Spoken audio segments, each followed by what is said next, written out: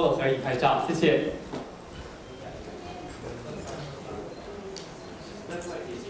好，对，对，休息太开了，开了，有点距离，对，好，对。来，两位这边，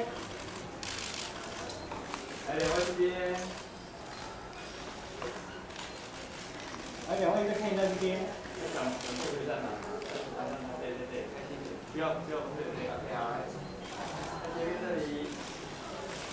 好，看这边，两位看这边。好，注意看一下前面哦，对，来，对。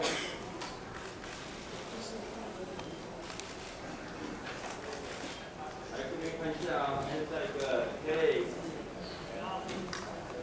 看，不要让你，对，刚让你左边拉开一点，对对对，拉出来这样，没错，不要歪，对。好，谢谢。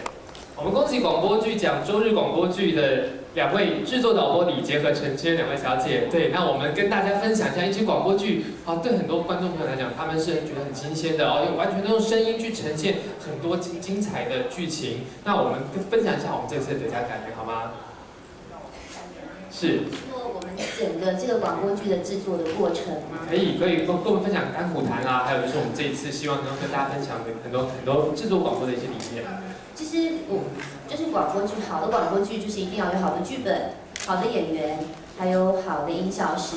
那我非常谢谢这次，因为我们每一次做广播剧都很要求剧本的一个细节部分，那还有能不能够配合就是剧本细节的音效部分。那另外就是演员很重要了，一个广播剧你里面的演员，所有这些演员的声音，它适不适合？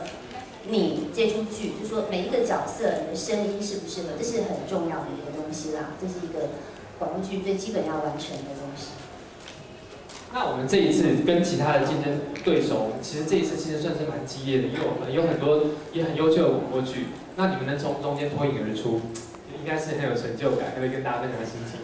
非常的惊讶，不过我觉得复兴广播电台周日广播剧这个节目是一直以来都很深受听众的欢迎的，那我们也非常精心制作。那这次入围所有的广播剧节目，我觉得都是非常棒的，都是一些老字号的广播剧的一些广播电台都在做。那我们能够脱颖而出，真的也是很惊讶啦。不过我觉得我们真的很努力在做，那今年让我们得到了也是应该的。